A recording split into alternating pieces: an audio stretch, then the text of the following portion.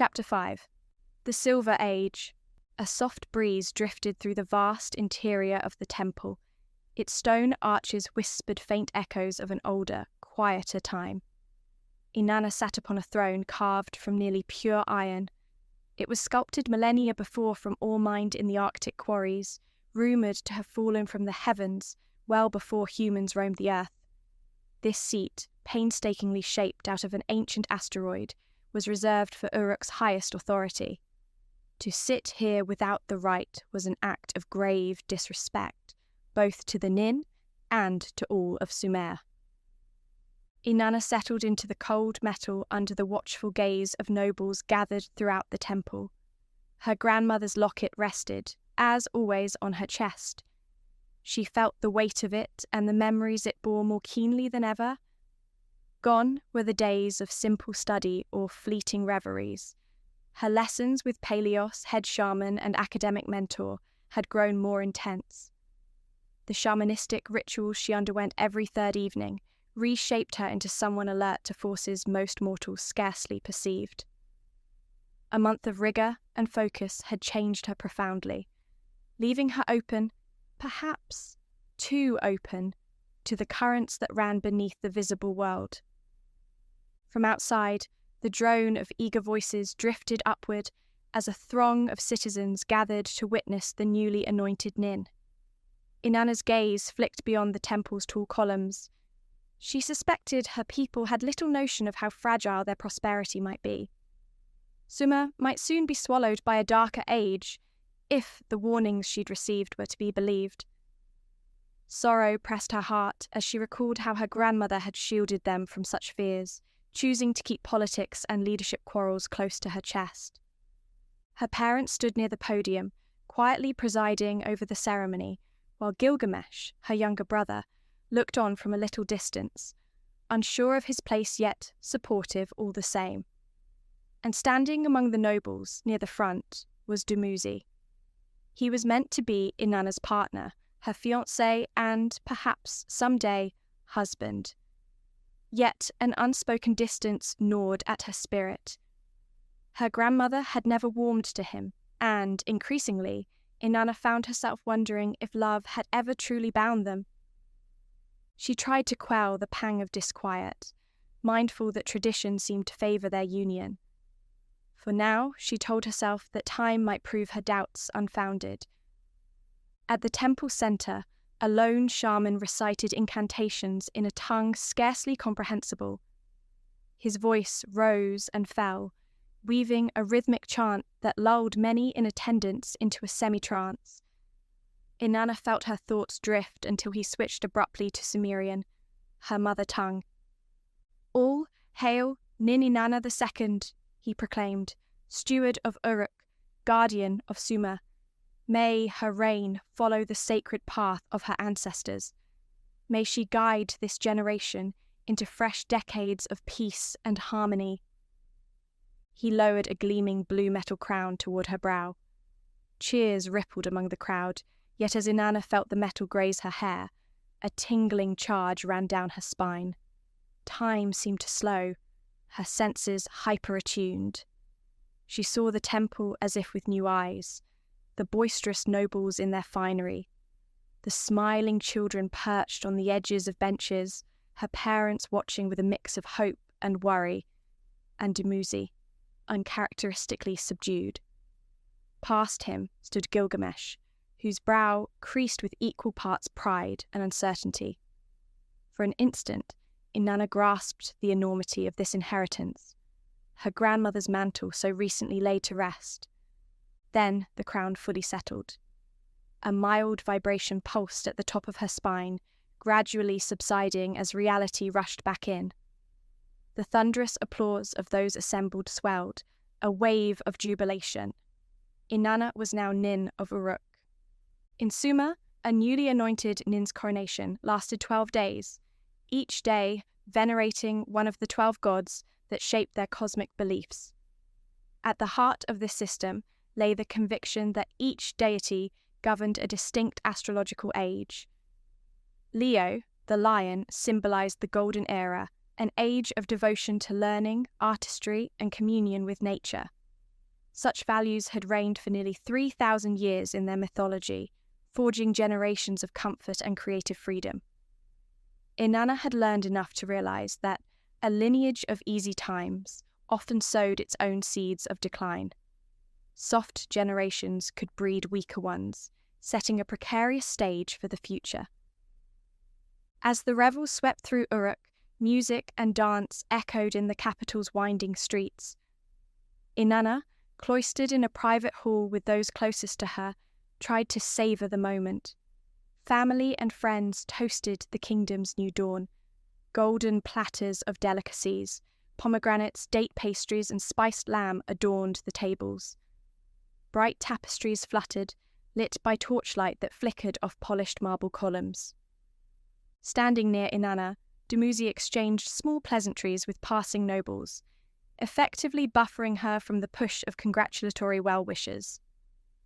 At last, a lull opened. "I'm proud of you, Inanna, or should I say, Nin," he quipped with a light laugh. She offered a measured smile. "For you, Nin shall suffice," she teased in return, albeit with the faintest edge of distance. "I look forward to our life together," Dumuzi said earnestly. "I want to help shape whatever comes next." Before Inanna could respond, more dignitaries converged, pulling Dumuzi away. She watched him assume his role with quiet grace. However, the sight stirred no real warmth. Her grandmother's disapproval echoed in her thoughts, and she questioned whether she herself had ever truly welcomed this engagement. Still, for the moment, she brushed the thought aside, uncertain whether it was unfair to judge him so harshly. Abruptly, the music halted. Conversation tapered as the hall's heavy doors swung open, revealing Bao, Inanna's uncle, her late grandmother's younger son. An unsettling hush gripped the room when the crowd saw his condition, his right hand swathed in blood-stained bandages. A ragged cloth wrapped his brow, deep cuts marring his cheeks, and clothes soaked in dried gore. "Uncle Bao!" Inanna called, her voice tinged with concern and surprise. The disharmony of the scene silenced the last of the revellers. Bao stumbled across the threshold, weaving unsteadily before collapsing at the foot of Inanna's table. Sargon, Inanna's father, rushed to gather him up, while Inanna and her mother flanked them, their expressions mirroring shock. "Brother, you were only in Sumer some weeks ago. What happened?" Sargon demanded, looking toward a coterie of nobles. "Bring the shamans of Virgo now! Hurry!" The cluster of men scurried away, leaving Bao moaning softly in Sargon's arms. He forced out a ragged breath, his eyes flicked to Inanna with grim urgency. "Niece, I intended to come sooner. I have dire news," he choked out. Inanna caught the anxious stares of many in the hall. The guards tried their best to shepherd onlookers back. The tension thickened. She bent lower. "Tell me, uncle." "It's your sister," Bao managed. His voice was strained. "She's alive, and she attacked me, my crew." A wave of cold shot through Inanna's limbs. Ereshkigal, the elder sister who had spurned their family for years, reappearing now as a threat. "She did this?" Inanna asked, numb with disbelief. "Was she raiding fishing vessels in the Mediterranean?" Bao groaned. "No, not at sea. We led an expedition north, answering a distress call." He grimaced in pain. "She was far beyond the Mediterranean, near the ice." Before he could explain further, his eyes fluttered closed. Alarmed, Inanna turned to a group of guards who hurried forth with a stretcher. "Take him to the Temple of Virgo. He needs their healers at once," Inanna commanded. "Carry him gently." As the guards carried Bao out, more soldiers cleared a path, and Sargon followed anxiously. Inanna too moved behind, Dumuzi at her side, while others remained in stunned silence.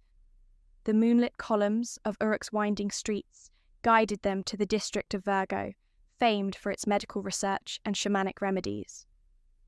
Just like the city's Resikas, each district of Uruk was aligned with one zodiac deity, reflecting a deeper cosmic philosophy that unified faith, society, and governance.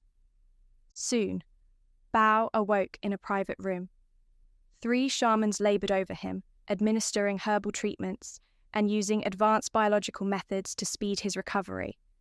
One fetched liquid from a marble basin, instructing Bao to drink. The fluid called vitasanas carried beneficial microorganisms, vital for healing internal wounds. Though delirious, he gulped it down, succumbing to a deep, tremulous sleep. Inanna stood outside, joined by her mother, father, Dumuzi, and Gilgamesh. The endless corridors bore a faint scent, reminiscent of potent herbs and mineral-based salves. When the shamans finally emerged, they granted the family permission to step inside for a moment. Bao's eyes flickered open. The wounds on his face remained, but his colour looked less ashen. "Niece," he breathed, "I bring word of Ereshkigal, in Minyonalis. She's been working with Neanderthals. She's wanted there, would be killed on sight if recognised. Word is she aided them in raids." Shock rippled through Sargon, who gave Bao a stricken look. "My daughter, this cannot be," he whispered. Inanna pressed for further detail, her heart tight. Why would she betray her own kind like this? Bao's eyes shone with tired remorse. "I can't say. I only know that the Minyonalis leadership requests an urgent assembly of eternal nations. They want to confront, well, all of us about her involvement." A hush fell as Inanna realised that her first significant test as Nin was at hand. Not even a day into her coronation, and already she stood at the threshold of a global crisis, one that would thrust Ereshkigal's name onto the world stage. In the silent, sterile room, the flickering torchlight painted shifting shadows along the walls. Beside Inanna, Dumuzi lingered in uneasy quiet, aware that the joyful illusions of the evening had come to a sudden, harrowing end. As the tension mounted, Inanna dared to meet his gaze, but found no comfort there. For now, her burden was her own, as was the choice to rise and meet the challenge, or to falter at the first sign of encroaching darkness.